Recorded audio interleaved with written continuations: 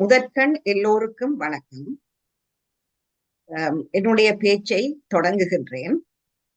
குரு அரவிந்தனின் யாதுமாகி நின்றவள், சாக்லேட் பெண்ணும் பண்ணை வீடும் என்ற 2 சிறுகதை தொகுப்புகள் பற்றி பேசுமாறு அகில் என்னை கேட்டிருந்தார். இரண்டையும் வாசித்து முடித்த பின்னர் 2 கதை தொகுதிகள் பற்றியும் பேசுவது எனக்கு சாத்தியமற்றதாக தோன்றியது. ஒன்று, கதைகளின் எண்ணிக்கை. 2 தொகுதிகளிலும் மொத்தம் 40 சிறுகதைகள் இருக்கின்றன. இரண்டாவது, நேர கட்டுப்பாடு. மூன்றாவது, 2 நூல் தொகுதிகளுக்கும் இடையே உள்ளடக்கம், வடிவம் ஆகியவற்றில் குறிப்பிடத்தக்க வேறுபாடுகள் இருக்கின்றன. யாதுமாகி நின்றவள் என்ற தொகுதியில் சங்க இலக்கிய பாடல்களில் மலர்ந்த நவீன கதைகள் 11, கொரோனா கதைகள் 5 இருக்கின்றன. இந்த கதைகளை வாசித்த போது அவை குரு அரவிந்தனால் எழுதப்பட்டவையா என்ற எண்ணம் எனக்கு உண்டாயிற்று. ஏனெனில் அவர் எனக்கு சில காலத்துக்கு முன்புதான் சதிவிரதன் என்ற தனது கதை தொகுதியை மின்னஞ்சலில் அனுப்பியிருந்தார். சதிவிரதனுக்கும் யாதுமாகி நின்றவளுக்கும் இடையில் பொருளிலும் வடிவத்திலும், முக்கியமாக கதை சொல்லும் பாணியில் பெரும் வேறுபாட்டை உணர்ந்தேன். வேறு வகையான வாசகர்களுக்காக எழுதப்பட்டவை என்ற எண்ணத்தை யாதுமாகி நின்றவள் என்ற தொகுதி என்னுள் விதைத்தது. அதன் பின்னர் சாக்லேட் பெண்ணும் பண்ணை வீடும் என்ற தொகுப்பினை வாசிக்க தொடங்கினேன். அப்பொழுது எனக்கு நினைவுக்கு வந்த எழுத்தாளர் முத்துலிங்கம் அவர்கள். இந்த தொகுப்பானது கருத்தளவில் ஆழமான சில கதைகளை தன்னகத்தே கொண்டிருக்கிறது. வெவ்வேறு வகைமைகளில் பாகுபடுத்தக்கூடிய சிறுகதைகள் இங்கு காணப்படுகின்றமை இதன் சிறப்பம்சமாகும். மேலும் இதன் மொழிநடையிலும் மென்மையும் இனிமையும் உள. யாதுமாகி நின்றாள், சாக்லேட் பெண்ணும் பண்ணை வீடும் எனும் 2 கதை தொகுதிகளும் வெவ்வாறு எதிர்பார்ப்புகள் கொண்ட வாசகருக்காக எழுதப்பட்டிருக்கலாம். எனினும் குரு அரவிந்தனின் இந்த இலக்கிய உருமாற்றம் எனக்கு ஆச்சரியத்தை விளைவித்தது. வாசகர்களின் விருப்பங்களுக்கேற்ப பொருளிலும் வடிவத்திலும் முழுமையான மாற்றங்களை கொணர வல்ல திறன் அவருக்கு உண்டு. எனினும் அது அவர் கதைகள் குறித்த ஒருங்கிணைந்த விமர்சனத்தை வழங்குவதை கடினமாக்குகிறது. எனவே இந்த 24 சிறுகதைகளை உள்ளடக்கிய சாக்லேட் பெண்ணும் பண்ணை வீடும் என்ற தொகுதியை மட்டுமே இங்கு நான் எடுத்துக்கொள்கிறேன். வெளிநாட்டு சிறுகதைகள் என்பது இந்த தொகுதியின் உபதலைப்பாகும். அதாவது இலங்கை, தமிழகம் முதலான தமிழ் வழங்கும் நாடுகள் அல்லாத இடங்களை கதைக்களங்களாக கொண்டு எழுதப்பட்ட கதைகளை இது கொண்டிருக்கிறது. எனவே முன்னர் அறிந்திராத, கேள்விப்பட்டிராத பௌதிக இடங்களையும் பண்பாட்டு கோலங்களையும் வாசகர்களுக்கு அறிமுகம் செய்வதே கதை தொகுப்பின் நோக்கம் என்பது புலனாகிறது. கனடா, போர்த்துகலில் உள்ள Lisbon, New Jersey, Aruba, Kenya, Alaska, Somalia, Rome, Florida, Saudi அரேபியாவின் தலைநகரான ரியாத் என பல இடங்கள் கதைகளின் களங்களாக அமைந்திருக்கின்றன. வாசகருக்கு அறிமுகம் இல்லாத இடங்களை களங்களாக கொண்டு சிறுகதைகள் எழுதும் போது அவற்றை அறிமுகப்படுத்துவதும் அவை தொடர்பான தகவல்களை வழங்குவதும் அவசியம். இந்த அணுகுமுறை வாசகருக்கு தெளிவான, நம்பக்கூடிய உலகத்தை உருவாக்க உதவுகிறது. கதை நிகழும் புவியியல், பண்பாட்டு, சமூக சூழல்களையும் கதாபாத்திரங்களையும் கதை நிகழ்வுகளையும் வாசகர்கள் புரிந்து கொள்வதை எளிதாக்குகிறது. என்றாலும் வாசகரின் ஆர்வத்தை தக்க வைப்பதற்காக விரிவான விவரணங்களை அல்லது செய்திகளை கதை ஓட்டத்துடன் சமநிலைப்படுத்துவது முக்கியம். இதில் குரு அரவிந்தன் வெற்றி பெற்றுள்ளார் என்றே நினைக்கின்றேன். இத்தகைய கதைகள் தகவல் புனைகதை, இன்ஃபர்மேஷனல் ஃபிக்ஷன் என்ற வகைமையில் பார்ப்படும். தகவல் புனைகதைகளில் கதை கூறல் அம்சமானது உண்மையான தகவல்களுடன் பின்னி பிணைந்திருக்கும். சுருக்கமாக சொல்வதாயின், கதை புனையப்படுவதன் நோக்கமே இத்தகைய உண்மை தகவல்களை வாசகர்களுக்கு தெரிவிப்பதற்கும் அதன் மூலமாக சமூக பண்பாட்டு புரிதல்களை ஏற்படுத்துவதற்கும் சில சமயங்களில் விழிப்புணர்வினை உண்டாக்குவதற்கும் ஆகும். எடுத்துக்காட்டாக இந்த தொகுதியில் உள்ள சவுப்படி என்ற கதையை குறிப்பிடலாம். நேபாளத்திலே கிராமப்புறங்களிலே மாதவிடாய் காலத்தில் வீட்டுக்கு ஒதுக்குப்புறமாக உள்ள ஓரிடத்தில் அந்த நாட்களை கழிக்கும் நிர்பந்தம் பெண்களுக்கு இருக்கிறது. இந்த கதையில் கதை சொல்லியான நரேட்டர் கதை சொல்லியான இளம் பெண்ணின் தமக்கை மாதவிடாய் காலத்தில் மாட்டுக்கொட்டிலில் படுக்க வேண்டி நேரிட்ட போது அங்கு பாம்பு தீண்டி இறந்து விடுகிறார்.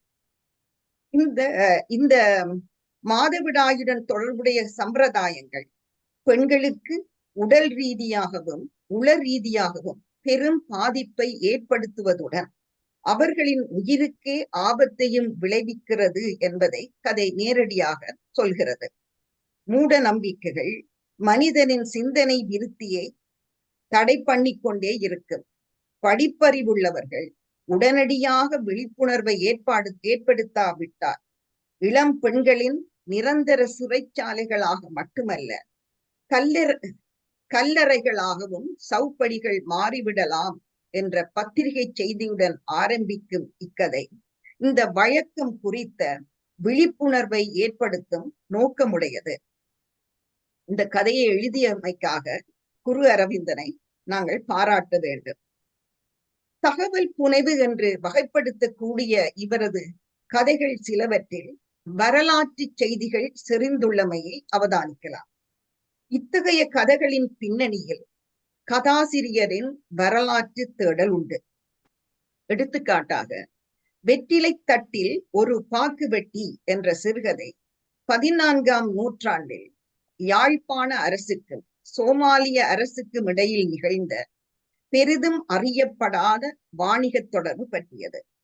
அவ்வாறே சாவோ பிசாசுகள் எனும் கதையில் கிழக்காவிரிக்கா என அழைக்கப்பட்ட உகண்டா கென்யா பகுதிகளில் இந்தியாவில் இருந்து தொழிலாளர்கள் அழைத்து வரப்பட்டு ரயில் பாதை அமைப்பதற்காக தங்க வைக்கப்படுகின்றனர். ஆனால் அவர்களிடையே மர்மமான முறையில் தொடர்ச்சியாக மரணங்கள் நிகழ்கின்றன. இந்த இறப்புகளுக்கு பிசாசுகளே காரணம் என்று அங்கிருந்த பழங்குடியினர் நம்பினர். ஆனால் மனித மாமிச ருசி கண்ட 2 சிங்கங்களே காரணம் என்ற விடயம் பின்னர் கண்டுபிடிக்கப்பட்டு அந்த சிங்கங்கள் சுட்டுக் கொல்லப்படுகின்றன. சுவாரஸ்யமாக சொல்லப்பட்ட இக்கதை வரலாற்று செய்தியை அடிப்படையாக கொண்டது. அதே போன்று நீந்த தெரியாதவன் பார்த்த நாட்டிய நாடகம் என்ற சிறுகதை புளோரிடா வேடின்ஸ், அதாவது பொது கடற்கரை மற்றும் குளங்களின் நிற அடிப்படையிலான இனப்பிரிவினையை, கருப்பு வெள்ளை அந்த அந்த அந்த செக்ரிகேஷனை முடிவுக்கு கொண்டு வருகிறது என்ற செய்தியை அடிப்படையாக கொண்டது. புளோரிடாவில் கருப்பினத்தவர் கடலில் சென்று குளிப்பதற்கு இருந்த தடைகள் பற்றியும் அந்த தடையை மீறி இளைஞர் சிலர் நீந்த சென்று போலீசாரால் சிறைப்பிடிக்கப்பட்டமையும் 1962 நடைபெற்ற வழக்கில் கருப்பினத்தவர் கடலில் குளிப்பது குற்றமாகாது, இந்த மண்ணில் அவர்களுக்கான சுதந்திரம் இருக்கிறது என்று தீர்ப்பு வழங்கப்பட்டமையும் இந்த கதையிலே குறிப்பிடப்படுகிறது. இது ஒரு எனக்கு நல்ல ஒரு பயனுள்ள கதை போன்று எனக்கு பட்டது. 1968 யாழ்ப்பாணத்தில் நிகழ்ந்த ஆலய பிரவேசம், அதை தொடர்ந்த தீண்டாமை ஒழிப்புக்கான போராட்டம் என்பவற்றை இந்த கதை எனக்கு நினைவுபடுத்தியது. இத்தகைய கதைகளில் இவர் பயன்படுத்தும் இலக்கிய உத்தி பற்றியும் குறிப்பிடுகின்றார். இந்த கதைகளில் 2ஆம் வகை விவரிப்பினை, அதாவது செகண்ட் ஹேண்ட் நரேஷன் என்ற அம்சத்தை காணலாம். இங்கு பிரதான கதாபாத்திரத்துக்கு இன்னொரு பாத்திரம் தன் கதை கூறும் பாங்கில் அமைந்திருக்கும். இந்த கதைகளை சட்டக கதை, ஃப்ரேம்ட் நரேட்டிவ் என்று கூறலாம். அதாவது முக்கிய கதையை உள்ளடக்கிய சட்டகம் ஒன்றனுள் ஒன்று அல்லது அதற்கு மேற்பட்ட இரண்டாம் நிலை கதைகள் அமைக்கப்பட்டிருக்கு. இதற்கு உதாரணமாக முதலாவது கதையான சாக்லேட் பெண்ணும் பண்ணை வீடும் என்பதையே எடுத்துக்கொள்ளலாம். மருத்துவர் அலுவலகத்தில் கதை சொல்லி நிக்கலஸ் என்பவரை சந்திக்கிறார். இவர்கள் இருவருக்கும் இடையில் உள்ள தொடர்பாடலை மையப்படுத்தி அமைவதே முதன்மை கதை. இதுவே நிக்கலஸ் தனது காதற் கதையை கூறுவதற்கான சூழலை அல்லது சட்டகத்தை அமைக்கிறது. இந்த முதன்மை சட்டகத்தினுள் உட்பொதிக்கப்பட்ட கதைதான் நிக்கலஸின் காதல் கதை. ஒன்றெண்டு கதை எனக்கு போதனை கதை என்ற வகமையின் பார்ப்படும் என்று தோன்றியது. எடுத்துக்காட்டாக வணிக வகுப்பும் ரெட் வைனும் என்ற கதையை குறிப்பிட விரும்புகிறேன். இந்த போதனை கதையினுடைய நோக்கம் வாசகர்களுக்கு பண்பாட்டு விழுமியங்களை உணர்த்துவது. இந்த கதையிலே கணக்காளனும் எழுத்தாளனுமான இளைஞரோ ஒருவர் லிஸ்பனில் உள்ள சர்வதேச விமான நிலையம் ஒன்றிலே வைன் வணிகனோடு உரையாடி அந்த வியாபாரம் பற்றிய பல தகவல்களை அறிந்து கொள்கிறான். ஆனால் அவன் ரெட் வைனை தான் பருகுவதை தவிர்த்து வருகிறான். விமானத்தில் ரெட் வைன் பரிமாறப்பட்ட சமயம் விவேகானந்தரை நினைத்து அதை தவிர்த்து விடுகிறார். இந்த கதை அறிவுபூர்வமாக ஒருவர் பல விடயங்களை கற்றுக்கொள்வதற்கு ஆயத்தமாக இருக்கும் அதே சமயம் தனது பண்பாட்டு அல்லது சமய விழுமியங்களை தொடர்ந்து பேணல் வேண்டும் என்ற செய்தியை உணர்த்துகிறது. எதையும் பற்றிய அறிவார்ந்த ஆர்வம் முக்கியமானது. ஆனால் அவை ஒருவருடைய பண்பாட்டு விழுமியங்களுக்கு முரணான பழக்கங்களுக்கு பலியாக கூடாது என்ற விஷயத்தை தான் இந்த கதை வலியுறுத்துகிறது என்று நினைக்கிறேன். அடுத்ததாக நான் அறிவியல் புனைகதை பற்றி சொல்ல விரும்புகின்றேன். இந்த அறிவியல் புனைகதை வகமையின் வலுவான அடித்தளத்தை கொண்டது அவரது சதிவிரதன் என்ற கதை. குளிர்காலத்தில் விலங்குகள் உறங்குவது போல நாட்டின் பிரச்சனைகளை குறைப்பதற்காக மனிதர்களை நீண்ட நேரம் தூங்க வைக்கும் ஒரு நிரூபிக்கப்பட்ட முறையை கண்டுபிடித்த பேராசிரியர் ஒருவர் ஓரிரவிலே தனது இயற்கையான ஆசையை சமாளிக்க முடியாமல் கட்டுப்பாட்டு நிலையத்தில் தனது உதவியாளருடன் உறவு கொள்வதாக இந்த கதை அமைந்திருக்கிறது. சதிவிரதன் என்பது அவர் கையாண்டுள்ள புதிய சொல். இந்த தலைப்பு முக்கியமானது என்று நினைக்கின்றேன். திருமண விதிகளுக்கு முரணான வகையில் அவர் நடந்திருக்கின்றார் என்ற விடயத்தை எள்ளி நகையாடும் வகையில் இந்த தலைப்பு அமைந்திருக்கிறதாக கொள்ளலாம். அதே சமயம் இயற்கையின் விதிகளை மீற வழி சமைத்தவர் தன் இயற்கையை மீற இயலாது அவதிப்படுவதையும் காண்கிறோம். புறத்தில், அதாவது பொதுவெளியில் வெற்றியையும் அக உலகில் தோல்வியையும் இந்த பேராசிரியர் தழுவுவதாக கதை சொல்கிறது. இந்த அறிவு புனைவித்தான் பொதுவாக குரு அரவிந்தனின் ஏனைய கதைகளிடத்து அரிதாக காண கிடைக்கின்ற உளப்போராட்டமும் குறியீட்டினால் அது வெளிப்படுத்தப்படுகின்ற முறையும் சிறப்பாக அவதானிக்கக்கூடியதாக இருக்கின்றன. கதையின் இறுதி 3 பந்திகள் குறிப்பிட்டு சொல்லும்படியாக அழகாக எழுதப்பட்டிருக்கின்றன. விஞ்ஞான தொழில்நுட்ப இயலின் அறம் சார்ந்த பரிமாணங்களை கேள்விக்கு உட்படுத்தும் இக்கதை இலக்கிய ரீதியாக வெற்றி பெற்ற கதை என்று நான் எண்ணுகின்றேன். அடுத்து மாயா யதார்த்தவாதம் என்ற பாணியில் எழுதப்பட்ட கதையும் இருக்கிறது.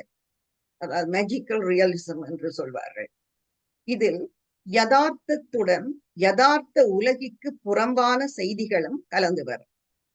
பொதுவாக சமூக யதார்த்த விமர்சனங்களாக இப்பாணியில் இந்த பாணியில் எழுதப்படும் கதைகள் அமையும். அட மானிடா நலமா என்ற கதை இந்த மாயா யதார்த்தவாத அமைப்பிலே எழுதப்பட்டிருக்கிறது. அந்த உத்தியை பயன்படுத்தி எழுதப்பட்டிருக்கிறது. 2 பயணிகள், ஒரு ஆணும் ஒரு பெண்ணும் விமானம் ஒன்றில் பயணிக்கிறார்கள். அந்த பயணத்தில் அந்த பெண்ணுக்கு அந்த ஆணிடம் ஒரு ஒரு ஈர்ப்பு உண்டாவதாக சொல்லப்படுகிறது. ஆனால் எதிர்பாராத விதமாக விமானம் விபத்துக்குள்ளாகி காட்டில் விழுகிறது. இதன் பிறகுதான் அந்த மாயா, அந்த மேஜிக்கல் அந்த அந்த அஸ்பெக்ட் வருகிறது. அந்த விமான விபத்திலிருந்து தப்பிய அவர்களை காட்டில் இருந்த கொரில்லா சமூகம் தமது செல்ல பிராணிகள், அதாவது நாய்கள் போன்று நடாத்துகிறது. புத்திசாலித்தனமான கொரில்லாக்கள் பெண்ணை காணும் நேரத்தில் அந்த ஆணினுடைய அமைதியற்ற நடத்தையை கவனிக்கின்றன.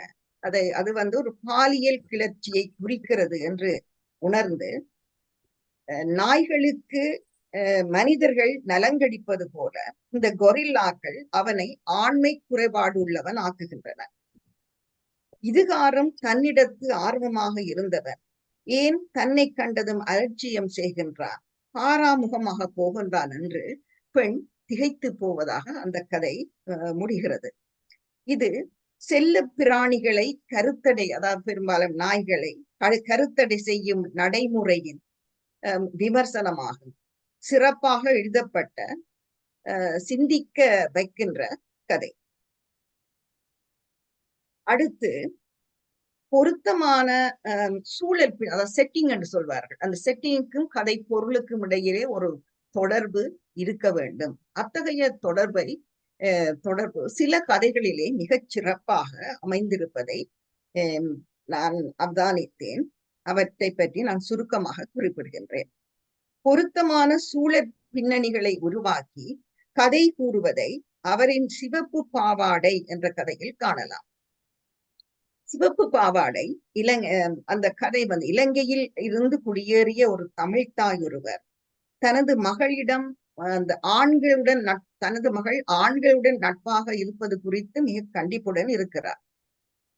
பின்னர் தன்னுடைய மகள் தனது பெண் தோழியுடன் நெருக்கமாக இருப்பதை அறிந்து அவள் மனமுடைந்து போகிறாள். அந்த பெண் தோழியினுடைய குறியீடாகத்தான் அங்கே அந்த சிவப்பு பாவாடை என்ற தலைப்பு இடப்பட்டிருக்கிறது. இந்த இந்த இந்த கதை பிரைட் பேரடைனுடைய பின்னணியில் தான் சொல்லப்பட்டிருப்பது சிறப்பாக இருக்கிறது. அடுத்த கதை இரவில் தெரியும் சூரியன் என்ற கதை எனக்கு மிகவும் பிடித்தமானது. இது ஒரு அசாதாரண தலைப்பு கொண்ட சிறுகதையில் பரந்த, உங்களுக்கு தெரியும் எப்படியான அலாஸ்கா பிரதேசம் என்று, பரந்த பிரதேசம், கடினமான பிரதேசம், அதே சமயம் அழகானது. இந்த நிலப்பரப்பிலே தகப்பன் சிற்றன்னையுடன் பயணிக்கும், ஸ்டெப் மதருடன் பயணிக்கும், பெரியவர் போன்று பொறுப்புகளை சுமக்க நேரிடுகின்ற, அதே சமயம் சிற்றன்னை என்ற புது உறவுடன் பழக நேரிட்ட சவால்களை சந்தித்த 11 வயது சிறுமியின் உணர்ச்சிகளுக்கு ஒரு நல்லதொரு ஒரு பவர்ஃபுல் இயற்கை பின்னணியாக இந்த அலாஸ்கா அலாஸ்கா பிரதேசம் இருப்பதை கதையில் அவதானிக்கக்கூடியதாக இருக்கிறது. அதே போன்று இன்னொரு எனக்கு பிடித்த கதைகள் ஒன்று சோமாலிய பூனைகள். அன்புக்கு ஏங்கும் அண்டை வீட்டு சோமாலிய பூனையின் வர்ணனை பற்றிய பின்னணியிலே இந்த சோமாலிய பெண்ணொருத்தியின் கதை கூறப்படுகிறது. உண்மையில் இங்கு சோமாலிய பெண்ணின் குறியீடாகவே இந்த பூனை அமைந்துள்ளமை நயக்கத்தக்கது.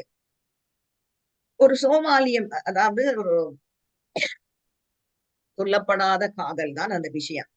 சோமாலிய இளைஞன் ஒருவன் தான் விரும்பி இருக்கிறான், அந்த காதலை அவனாலே வெளிப்படுத்த முடியாமல் இருக்கிறது அவன் அந்த தன்னுடைய நாட்டில் இருந்த பொழுது. ஆனால் அவளுக்கு ஒரு ஒரு முதியவர் ஒருவரிடம் அவள் அகப்பட்டுக் கொள்கிறாள். ஒரு கட்டாய திருமணம் செய்து வைக்கப்படுகிறது. அதிலிருந்து தப்பிய அவள் சோமாலிய கிளர்ச்சியாளரிடம் அகப்பட்டு பிறகு அவர்களிடமிருந்து தப்பி டொரண்டோவுக்கு அகதியாக வருகிறாள். சில ஆண்டுகளுக்கு பிறகு அவன் அவளை டொரண்டோவில் சந்திக்கும் போது தனது காதலை வெளிப்படுத்த எண்ணுகிறான். அப்போது அவள் தன் வாழ்க்கை அனுபவங்களால் ஆண்கள் மீது நம்பிக்கை இல்லை என்று கூறுகிறார். அப்ப இவனுக்கு ஒரு குற்ற உணர்வு மனதை உறுத்தி கொண்டே இருக்கிறது. ஆனா இந்த சொல்லப்படாத காதலும் அதனால் ஏற்படுகின்ற மன வருத்தமும் எங்களுக்கு ஒரு பரிச்சயமான விஷயம் என்றாலும் சோமாலிய அந்த சம்பவங்களுடன் வாழ்க்கை முறைமைகளுடன் அரசியல் நிலைமைகளுடன் பின்னி பிணைந்து சொல்லப்படும் பொழுது அழகாக இருக்கிறது. இறுதியாக சாக்லேட் பெண்ணும் பண்ணை வீடும் என்ற கதை, இது ஒரு சற்று விசேடமான கதை. இந்த கதை மேற்கத்திய திருமணங்கள் நீடித்த வாழ்வுடையன அல்ல என்ற கருத்து பலர் மத்தியிலே நிலவுவதை நாங்கள் அறிவோம். அவற்றை ஒரு ஒரு சவால் செய்கின்ற வகையில் இந்த கதை எழுதப்பட்டிருக்கிறது. இந்த பண்பாட்டு எல்லைகளுக்கு அப்பாலே உறுதியான அன்பு ஆண் பெண் இருவருக்கும் இடையில் நிலவ முடியும் என்பதை இந்த கதை காட்டுகிறது. அன்பானது அந்தஸ்து போன்ற அந்த சமூக பிளவுகளை வெல்லும் ஆற்றல் வாய்ந்தது என்ற கருப்பொருளுடைய கதை. தமிழில் திரும்ப திரும்ப சொல்லப்படுகின்ற விடயம் என்றாலும் இந்த காதலினுடைய ஆற்றல் பவர் என்றாலும் பன்முக கலாச்சார நாட்டு பின்னணியில் இந்த கருத்தை வைத்து சொல்லப்பட்டமையா வெறுமனே இது ஒரு காதல் கதையாக மட்டும் அமைந்து விடவில்லை. வெவ்வேறு சமூகத்தை சார்ந்தவர்களிடத்து உண்டாகும் நட்பு, பரஸ்பர நம்பிக்கை என்பவற்றையும் இந்த கதை துலக்கமாக வெளிப்படுத்துகிறது. குருவரந்தனுடைய எல்லா கதைகளை பற்றியும் என்னால் குறிப்பிட முடியாது. ஆனால் இதில் இருக்கின்ற நான் நினைக்கின்றேன் 4-5 கதைகளை விட மிச்ச எல்லா கதைகளையும் நான் மிகவும் ரசித்து வாசித்தேன். நான் இதில் பலவீனமான கதைகளையும் நான் குறிப்பிட விரும்புகின்றேன். பெயரளவிலாவது குட்டையில் விழுந்த நாணயம், காதல் ஒரு விபத்து போன்ற கதைகள் எனக்கு பொழுதுபோக்கு கதைகளாகவே தெரிந்தன. சில கதைகளில் திரைப்பட கதைகளின் சாயல் தூக்கலாக தெரிந்தது. எடுத்துக்காட்டாக யார் குழந்தை, சிலந்தி, என் செல்லக்குட்டி கண்ணனுக்கு என்ற கதைகளை கூறலாம். இவை எனக்கு மிக உணர்ச்சியின் பாற்பட்டதாயும் அந்த அழகியல் அம்சங்கள் ஏனைய கதைகளில் காணப்படுகின்ற அழகியல் அம்சங்களில் குறைவு உடையனவாகவும் எனக்கு தெரிந்தன. இந்த கதைகளிலே இந்திய பேச்சு மொழி பிரயோகமும் அதிகம் இருப்பதை கவனித்தேன். தமிழக சஞ்சிகைகள் காரணமாக இருக்கலாம். நிறைவாக குரு அரவிந்தனின் கதை தொகுப்பினை நோக்கும் பொழுது வெவ்வேறு புனைவு வகைமைகளையும் உத்திகளையும் அவர் பின்பற்ற முயன்றிருக்கின்றார் என்பது தெரிகிறது. அவற்றுள் அவர் வெற்றி பெற்றிருக்கின்றார் என்றே சொல்ல வேண்டும். தகவல் புனைவு, போதனை புனைவு, அறிவு புனைவு, மாயா யதார்த்தவாதம் போன்றன இந்த கதைகளிலே மிக சிறப்பாக அமைந்திருக்கின்றன. கற்பனையும் அறிவும் இணைந்த கதைகளாக இவற்றுள் பல விளங்குகின்றன. பல்திறப்பட்ட வாசகர்களை திருப்திப்படுத்துவதில் அவர் முனைப்பாக இருக்கிறார் என்று நான் எண்ணுகிறேன்.